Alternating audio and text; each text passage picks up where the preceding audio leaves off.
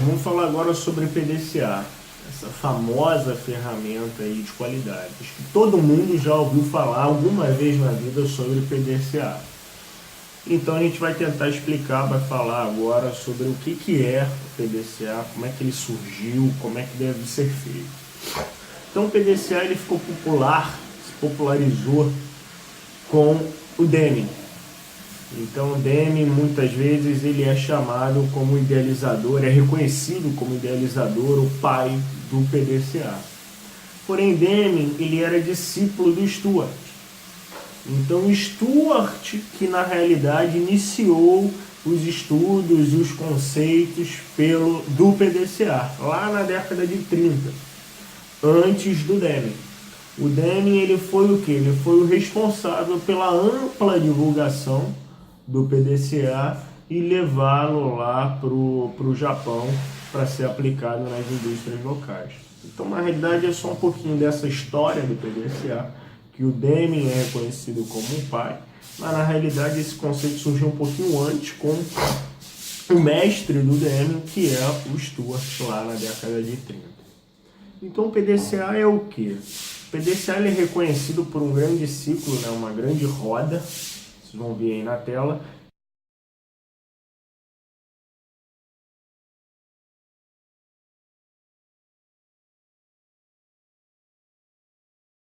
Que tem ali, o PDCA é a sigla, em inglês, que significa Plan, Do, Control e Action. Diz o que? Planejar, fazer, checar e agir. Então, o PDCA nada mais é do que isso. Um grande ciclo, aquela roda, que é um grande ciclo que você passa por todas essas etapas e depois que você age, você, quando necessário, você volta para planejar e fazer tudo de novo. Então é isso, PDCA, mas tão simples assim, Leandro? Não deixa de ser. Muitas vezes as coisas são simples e a gente que complica, né? Mas assim, vocês vão ver que na essência, para uma empresa, é bem simples. Vamos pensar num exemplo. Vamos imaginar que uma empresa ela vem tendo muito problema com as entregas. Os clientes têm reclamado muito que o produto tem chegado quebrado na sua residência. Nós temos uma empresa que vende TVs, televisão, e aí a empresa está tendo um problema com alto índice de reclamação dos clientes falando que a tela chega quebrada, a tela chega rachada, e a empresa está tendo que sempre trocar aquela TV, gera um custo, gera um desgaste e tal com aquele cliente. E aí a empresa falou, não, vou utilizar aqui uma ferramenta da qualidade PDCA para eu tentar identificar, para eu tentar solucionar esse problema.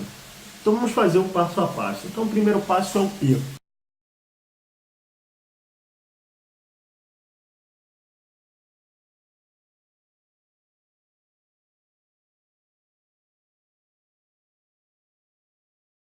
que é o plano, que é de planejar. Então a empresa ela tem que planejar o trabalho, o plano de ações para que ela vai fazer para quê? Para eliminar aquele problema.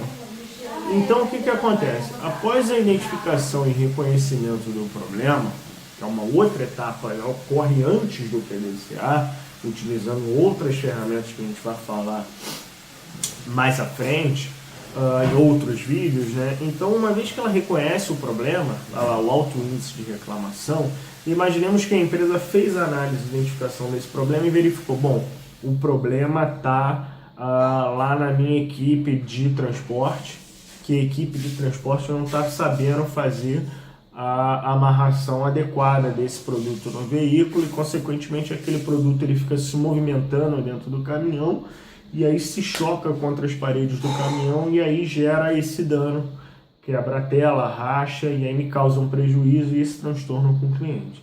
Então imagina que a empresa fez essa análise e identificou esse problema, que é a amarração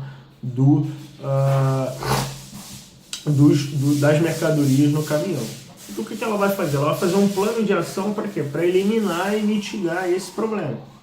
Então ela vai lá e fala, bom, já que o problema é a amarração, eu vou ter que treinar o meu pessoal. Então meu plano de ação é treinar a minha equipe para que, enfim, cada funcionário vai ser treinado lá em 16 horas de treinamento, abordando esse assunto de amarração de mercadorias em caminhão e tal, para que esse problema não ocorra mais. Então, no planejamento, você vai planejar e fazer esse plano de ações. Então, essa é a tua etapa do planejamento. Depois você vai para o D, que é o do, que é o fazer. Então, você realiza o plano planejado. Então, eu vou pegar aquele plano de ação que eu planejei e agora eu vou executá-lo. Vou colocar em ação. Então, vou contratar uma empresa de consultoria especializada nesse tipo de trabalho para treinar os meus funcionários e tal, treinar todo mundo. Já vou ter planejado a escala de treinamentos ao longo do tempo lá na minha etapa de planejamento. E aí no do eu vou contratar a empresa, fazer o processo lá de licitação, seleção de fornecedores, daí vou contratar e fazer o processo propriamente dito. E aí eu já treino. No cheque, eu controlo. Controlo que se aquele número de reclamações realmente reduziu, então vou ter aqui no cheque é o controle para saber se as ações que eu planejei realizar, elas realmente foram realizadas e para saber se o problema foi solucionado. Então eu tenho que fazer essas duas avaliações. Então a primeira avaliação é: o que eu planejei foi executado? Então lá, nós tínhamos lá, enfim, o indicador de treinar 100% dos funcionários por 16 horas. Isso foi executado? Sim, beleza. Então beleza, foi executado, ótimo. E agora eu vou olhar o impacto que eu esperaria que acontecesse. Aquele número de reclamações de produtos, de mercadorias quebradas, telas quebradas e arranhadas, reduziu? Reduziu, ótimo, beleza. Então, ocorreu o que eu esperava. Existe uma relação entre funcionários trabalhados com telas quebradas e reclamações de clientes. Então, no cheque, eu faço esse controle. Eu faço o controle para saber se eu realizei o planejado e se o que eu planejei, o plano de ação, realmente foi efetivo e atingiu os resultados esperados. E no final é o A, que é o ACT, que é o quê? Que é o agir. Então é o quê? Eu verifico se o resultado alcançado foi o esperado, o ideal. Então do tipo assim, eu atingi o esperado. O indicador eu esperava ele cair em 20 pontos percentuais e realmente caiu, para mim tá bom. Tá bom? Beleza. Então o que eu vou fazer? Eu vou incorporar isso ao meu processo de trabalho. Eu vou agir para que isso vire rotina. Então eu vou lá e determino através de uma norma ou um procedimento de trabalho que é o quê? Todo meu funcionário deverá ser treinado, passar por um treinamento de amarração de mercadorias em caminhão, um treinamento de 16 horas. Os que já fizeram deverá fazer uma reciclagem a cada ano. Então nessa etapa do agir, eu tenho que criar procedimentos e incorporar essa prática, aquele plano de ações ao meu processo. Por quê? Se eu não fizer isso, simplesmente vai ser em vão. Porque eu vou ter aquele trabalho, imaginemos, vou ter aquela melhoria no processo. Beleza, melhorei. Já atingi ali. Mas imagina, se eu não incorporar aquilo ao meu processo, o que pode acontecer? Simplesmente os meus funcionários vão saindo, vão entrando os novos, eu não vou treinando, eu esqueço do que eu fiz e o que acontece? Aquele indicador vai voltar a subir. E aí eu vou ter um trabalho novamente de fazer tudo isso, reclamações de clientes e tudo mais. Então por isso que esse agir é importante. Mesmo que você atinja o resultado esperado, você não deve abandonar. Você tem que incorporar aquilo ao dia a dia da empresa, ao processo da empresa, para que aquele problema não volte a ocorrer.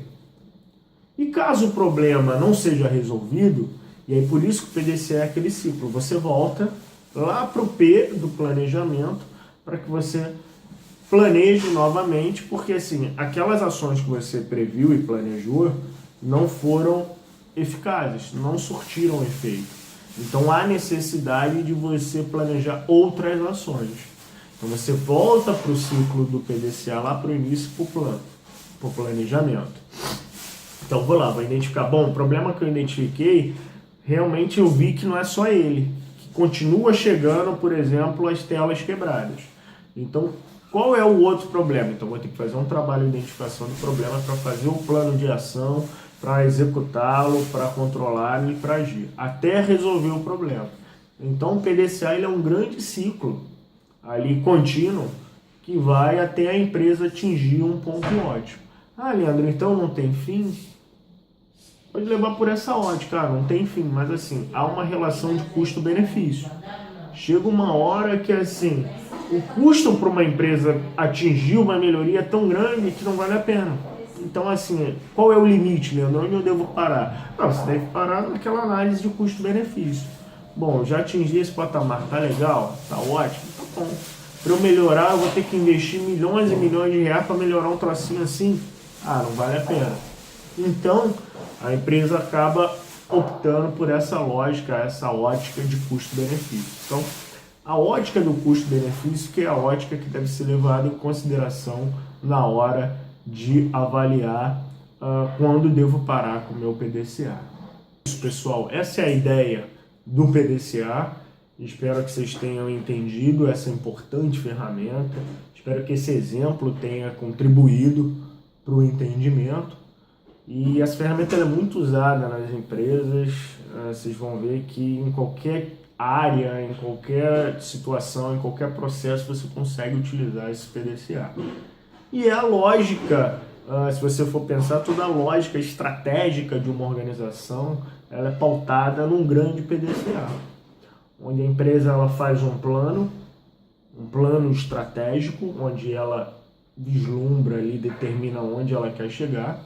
Depois ela executa esse plano através das estratégias e dos projetos.